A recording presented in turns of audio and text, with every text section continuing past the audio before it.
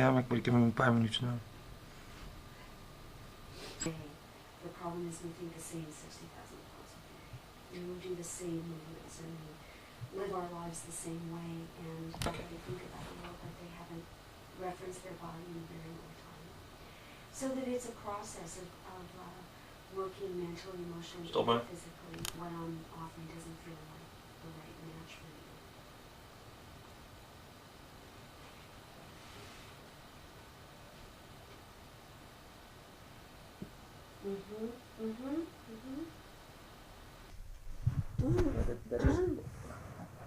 Kom je niet langs een fotowinkel zo meteen?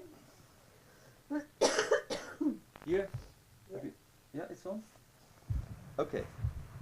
You have good focus? Should I wear this or not? Yeah, that's fine. Yeah, wear it. Good? Yeah. What?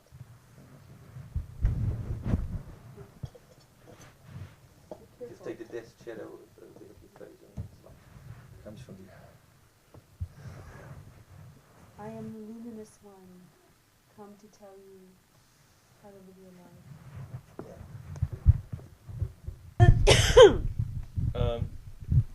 Do you see me? Do you see me? No. Okay. Do you see me? Yeah. Enneagram. Johanna Putnoi. Tell me about yourself. Well, I have been teaching the Enneagram for about 15 years, and I started studying the Enneagram after a long history of studying movement arts, dance, and various martial arts, and Feldenkrais, and a lot of different body systems. And the Enneagram was very useful to me because up until that time, I really could move the way that I wanted to move, but I really didn't understand how to express what it meant to live in the body naturally. The Enneagram has provided a map, I think, for people that are interested in the body to see that different types of people really live differently in their bodies. And that's been my interest. Okay. For a television thing, Yeah. you need short takes, which means you're going to say something, then we might want to put in the Enneagram, whatever, but any sentence where you go, I've been doing this, and then you should say, I've been doing this. You should lower your head. Je ziet plukjes haar. Oh, me. Oh, me. Okay. So I don't think you should ask me to say about myself. Let's decide. No, that's fine. I'm just saying Okay. the Short items, sentences. short sentences. Look at the camera, not at. You can look at Okay. me, but Or it's better. outside. Yes, Or yes, outside. Yeah. I'm worried about this thing. Should I hold it? Maybe you hold it. You've been holding cameras. Yeah. Mm. Or place the room Yeah, you get good sound. How is this? Can you hear me when the mic is like this? Yeah. Does this work for me to hold it? And do you want me to be looking straight at the camera, or do you think... Oh, you can look at him now. Yes. And that's okay? Yeah, that's Mm-hmm. The funny thing is that if you look at the ceiling, you get like, you know. Cross-eyed. Yeah, you know. Tell what is the Enneagram? The Enneagram is an ancient system that was... you can find the symbol of the Enneagram. It's a mandalic symbol, dating all the way back to Pythagoras and his... Are you talking about cars? Or what are you talking about? What is the Enneagram? The Enneagram is a system that identifies 9 personality types and the way that they behave. Fluff. Okay, so it's getting better. Okay. The Enneagram is a way of, I don't know, personality type concept. The Enneagram is a psychological system. Mm-hmm. Short. Okay. People want to get hooked into that word. The Enneagram is a way to know yourself. Okay. It gives 9 personalities that you can use. Now, you do the same thing as what he does. 9-6 is you immediately refer to, yeah, it's an old system and it's this and this. You look for support there in other words. Well, the question is very simple. The first people turn on the TV, what is the Enneagram? It identifies 9 personality types by their habits of attention.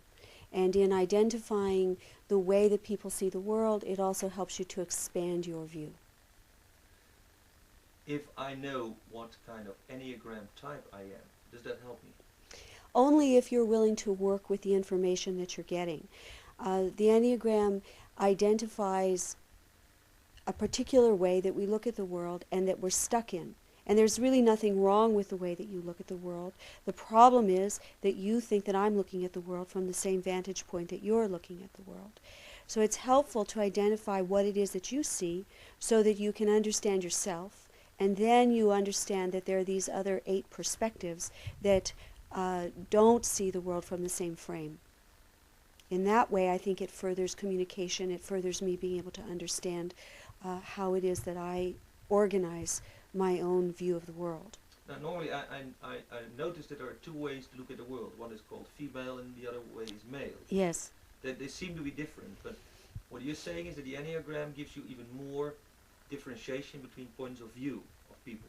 Yes, and I'd go so far as to say that I think that the Enneagram system is not so gender-based, that you would find that type 9, whether that person is a male or a female, would be more similar than if you met a type 8 man or a type, the type is not necessarily gender-based. It really is similar for men and women in each of the types. I don't know if I made that clear, but... Again, what is the Enneagram? Okay. The Enneagram is a system that identifies... Again, this is not to do it again, but we can start a new little sequence, but again by you explaining the Enneagram from another point of view. So later in the edit, we get it. So I'm not trying to make you repeat Do it again. Just try another way. Try another way. Okay. Yeah? The Enneagram is a way to bust your own perspective.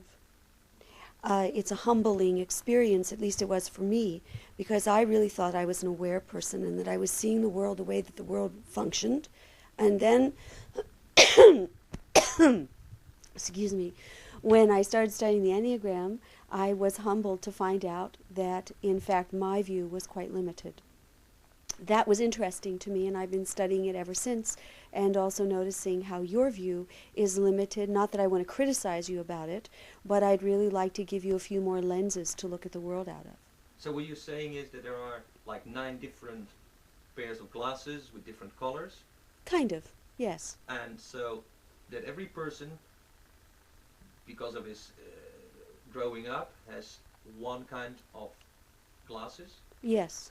He looks at the world a rosy way, or a red way, or a blue way, whatever. Yes. And works from there.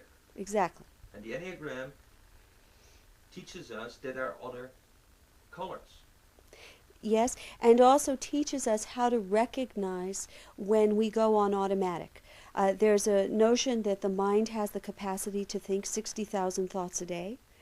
That's extraordinary. The problem is we think the same 60,000 thoughts every day.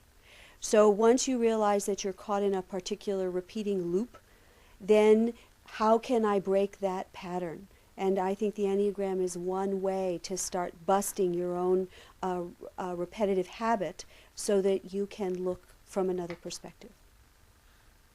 Are you saying that if you look at a human being as a car that drives on the highway and sometimes it runs automatically and sometimes it makes a decision to go right or left, that there are different makes of cars.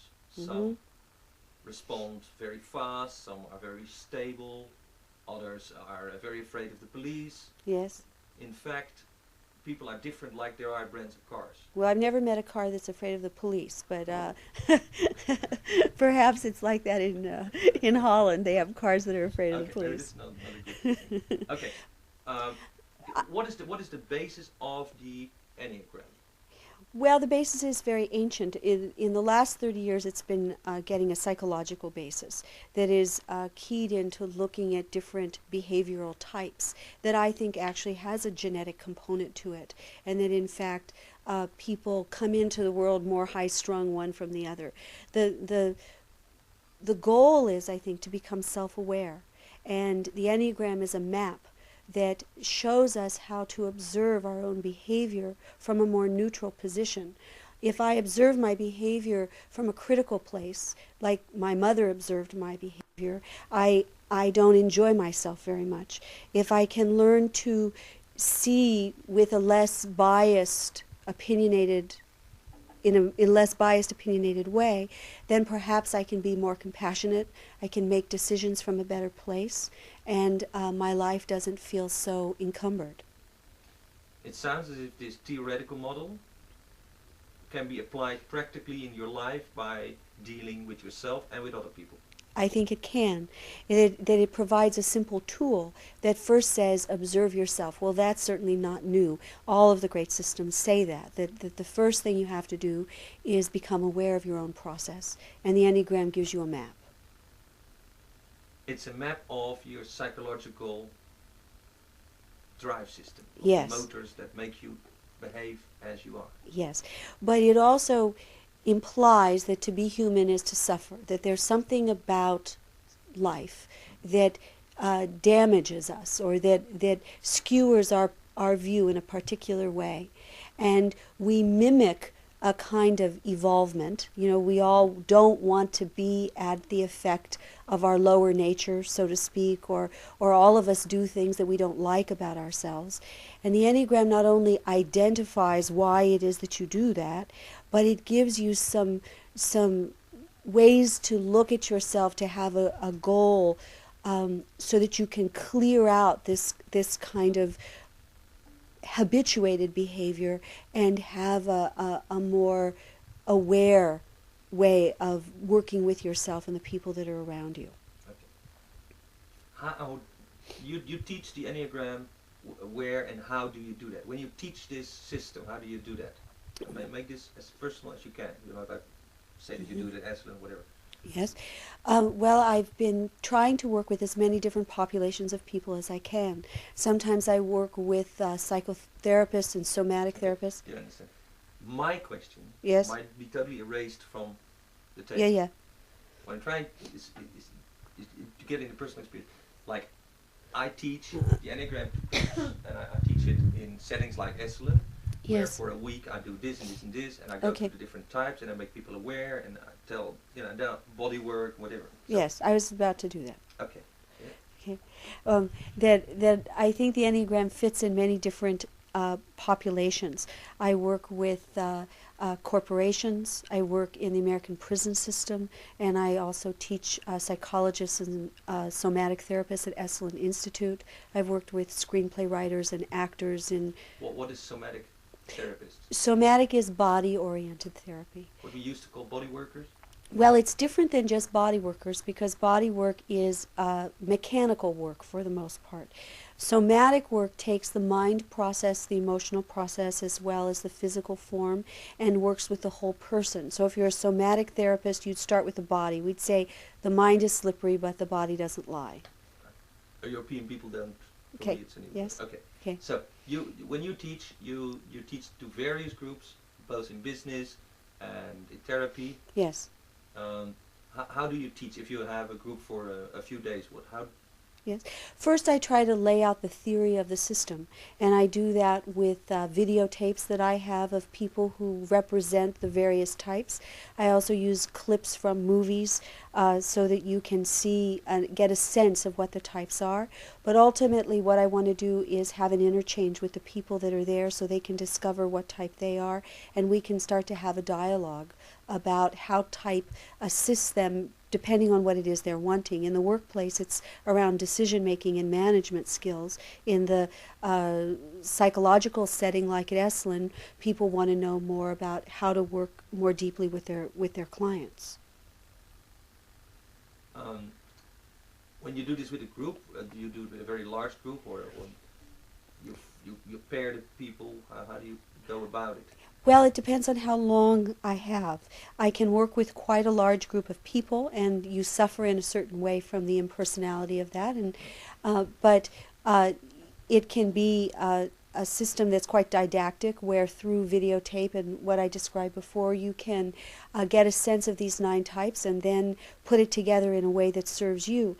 But there are exercises that are quite easy that I can do with a large group, maybe 50 people, and it also works in a small group context. Mostly, the thing that is very touching to me about the Enneagram is that it provides a way for me to understand myself and then to try to put down my lens and walk over beside you and look at the world out of your eyes. And to me that act is a very healing act, that I would be willing to do that, to see the world as you see it, rather than try to get you to see the world as I see it. So in fact, if we go back to this idea of glasses with different colors, in the course you try to make people sometimes look through someone else's glasses to the world. Yes, yes. Now you talk about somatic work, about using the body in connection to the enneagram. How do you proceed on that? In the enneagram, the 9 types are divided into 3 groups of 3. We call them the body-based types, the head-based types, and the heart-based types. And what I'm seeing is that these 3 different types of people organize their awareness around a particular type of perception. The mental types use thought as the way that they think about the world. They're usually quite visual. They are quick-minded, but they wouldn't necessarily reference sensation in their body for information about the way the world works. Whereas the body-based types are very aware of the placement of things in the corporal world. They will tell you how it is that physical phenomena affect the way we are. Well, the mental types don't care. You know, they aren't particularly noticing physical phenomena. They're more interested in ideas. Whereas the heart-based types are interested in emotion. They're the people that leap before they look. They feel the way through their lives. And each of these 3 types organizes in their body differently depending on the perceptual center that they use the most. And what they see is fine. It's just that if you can't feel your body, you might find that you keep making the same mistakes over and over again, or you're misunderstood in the same way over and over again.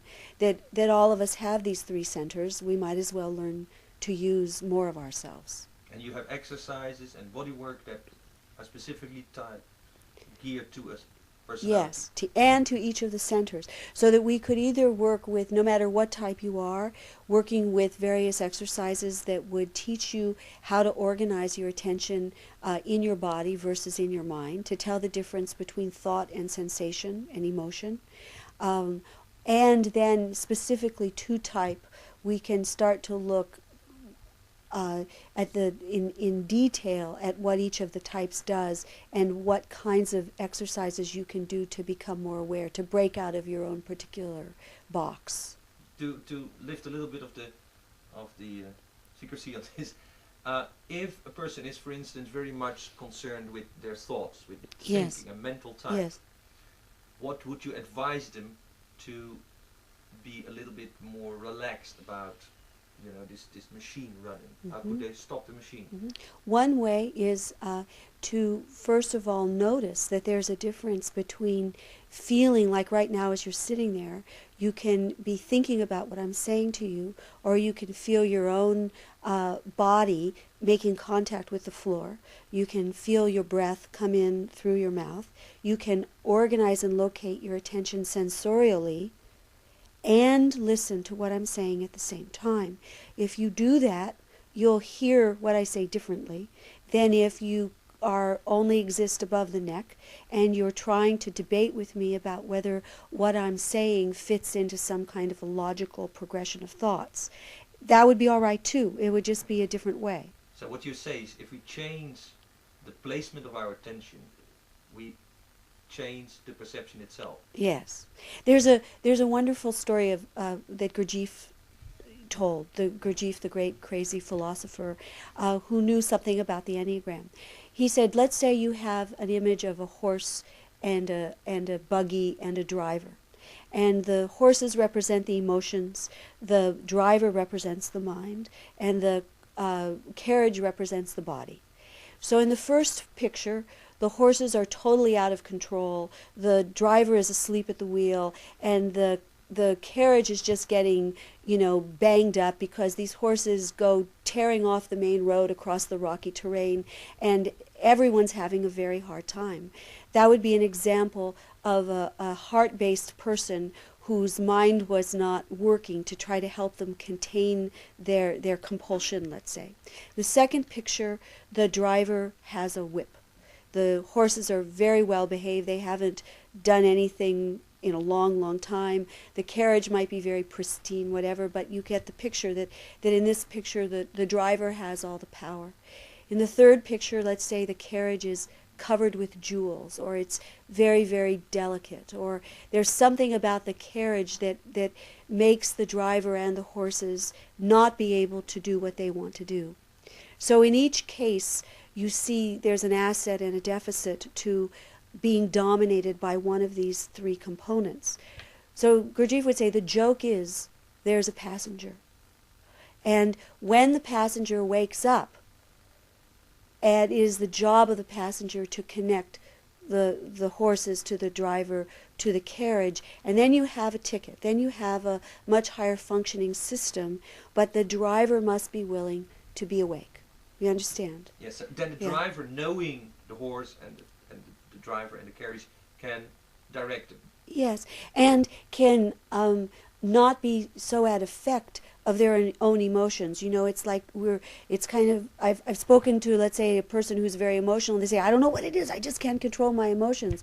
Well, partly it's because they haven't developed an observer inside themselves that understands that these emotions are dominant. Well, you just have to turn down the dial, but you have to learn where the dial is and be interested enough to run emotion through the body. As an example, where the body is a ground wire for emotion. If you learn how to let your body take on the feeling rather than stimulating feeling with your mind, which is what a lot of emotional people do, you'd have a different experience. You could you'd feel just as deeply, you just wouldn't be so out of control in the process.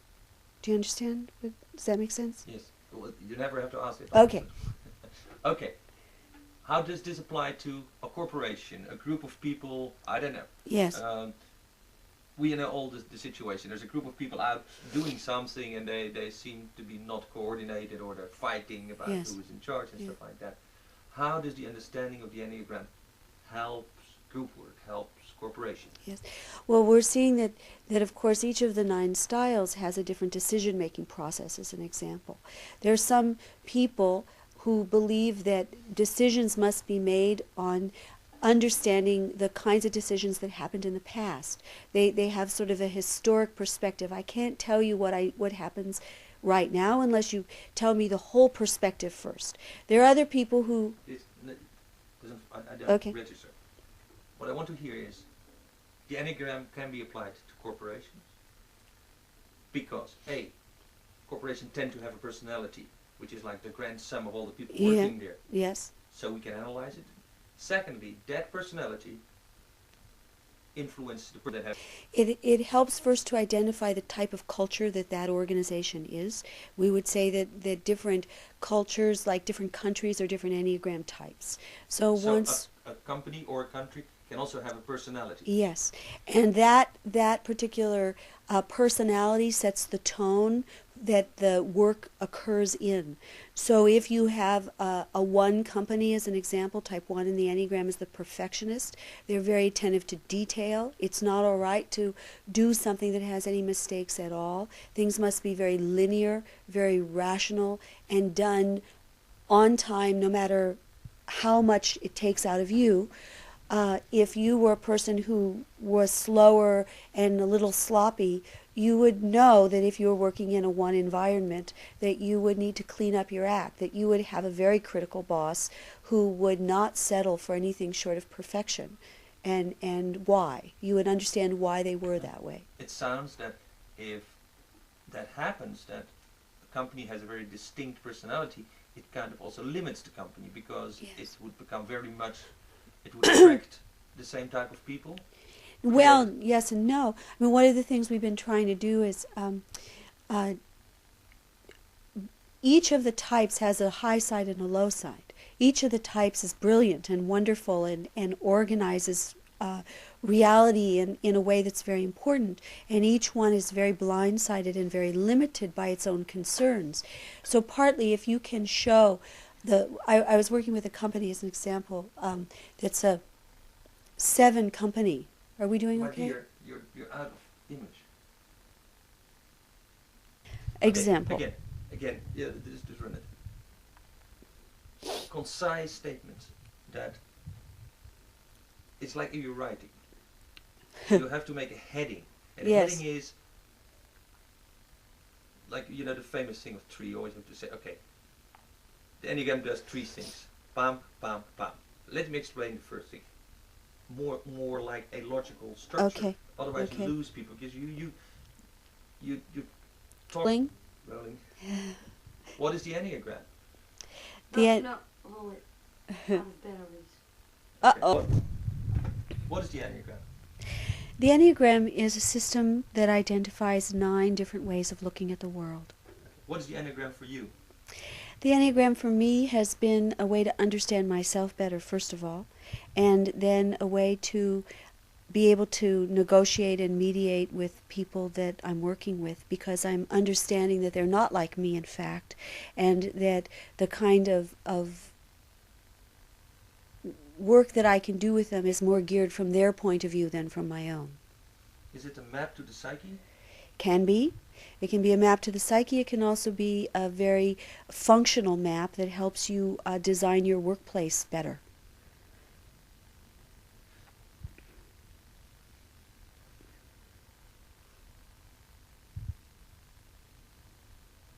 Give me some examples. There are different types of people. Yes. Yes, and you give them 9 numbers, but Yes. that's not really important. It's not important if you are a 1 or a 9. Well, yes, it is important whether you are a 1 or a 9. Yeah, of course, but is a 9 better than a 1? No. All of the types are equal. They all exhibit different kinds of what we would say habits of behavior that also, once you're more aware of yourself, you might be able to be more open-hearted, more open-minded, and in fact be the best self that you can be. That awareness brings compassion and more enjoyment of your life. What about the spiritual application of the enneagram? Well, I think that the Enneagram really it comes out of a spiritual perspective that says the 9 types are based on the 7 deadly sins of Christianity, and it says that through life we are damaged in some way and live in hell on earth. That as an example, Dante's 9 rungs of hell are similar to the 9 types in the Enneagram system. That we fall into prideful behaviors, gluttonous behaviors, lustful behaviors, and they eat us.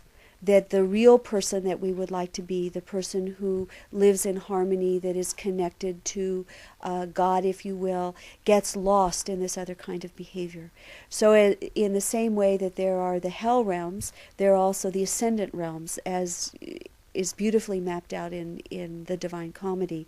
Through awareness and practice and the desire to live a humane life, you can shift this deadly sin like gluttony into sobriety. We don't have to answer it. We can just let the machine get it.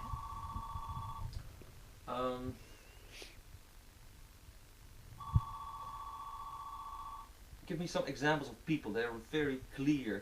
Some types that, you know, I don't know, Citizen Kane. Oh God, I don't know Citizen Kane. You I don't know the Citizen movie very well enough. Kane? Do you know Orson Welles? Yes, I think Orson Welles. Well, I'm not sure whether Orson Welles was a 4 or an 8, so he's probably He's not in a it. good person for us to He's talk in about. it, Yeah. And the whole movie is in it. I mean, the Is house it? I in haven't Oh, watched yeah, it. Yeah. Yeah. You can see the 5 part of it where he becomes like a gatherer. Right. Uh-huh. And he was out. Yes, I would guess that he was an 8 just And by then with his the little frame. Seven, Yeah. you give me some names and people that you're pretty sure. Well, I'll give you an example. A friend of mine works at the CIA sometimes and consults with the CIA around with the Enneagram. And during the war, the Persian Gulf War, Saddam Hussein is an 8. in the Enneagram system.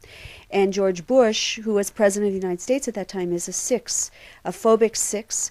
The 6 strategy is that you threaten, and that makes your enemy back off. Had he known he was dealing with an 8, he would have understood that 8s don't buy threats. In fact, threats make them attack more. That the moment you say to someone of the 8 nature, you can't do it, they do it. Whereas for a 6, they would back off and strategize. If I threatened you with massacring your country, you might withdraw. A 6 would withdraw and gather the troops and try to figure out another way. I don't know if does So that. this is a good example that if you understand the Enneagram, you could apply it in practical situations. Yes, that the types are predictable in their behavior. Yeah, and this goes also in companies. I mean, we are not all Saddam Husseins or That's President right. Bush, but That's right. we all have bosses and colleagues right. and little That's right. irritations. Yes. So, as an example, the CIA is a 6 organization. If you work there, you have a lock on your door. You have to go through lie detector tests to be hired there. Everyone is suspected all the time. And you have to be able to tolerate that. You have to be able to work in an environment where someone's going to question your authority, your intention, because the 6 type in the Enneagram system, we call them the devil's advocate or the paranoid. They scan the environment for worst case scenarios, and that's how they organize their attention. So they're terrific troubleshooters. If you're worried... It sounds that they do an okay job in being the parent, the father who takes care. Yes. Maybe a little bit paranoid what might happen, Yes. but it seems an appropriate stance for an organization that is intended to prevent outside harm. Perfect, yes. And so the high side is that they get the job done, and they don't just buy the surface picture of things. They know how to look deeper in. They always want to know what's happening underneath. There's a story about a type 3 in the Enneagram system, or the overachievers. The salespeople, they're very up, they're very happy, they know they can make a difference. America is a 3 country, it's all about image and looking good. So the 3 salesperson goes to her 6 boss and says, wow, I'm the greatest salesperson you've ever had, I'm doing this, I'm having great success. And the 6 boss doesn't respond. So she's talking to me, she says, I don't know what to do. I tell him about all of my successes, and it seems like it upsets him. And I said, well, it does. The next time you go to speak with him, tell him what you're worried about. Tell him about the things that you're doing that you don't quite understand, and he'll relax.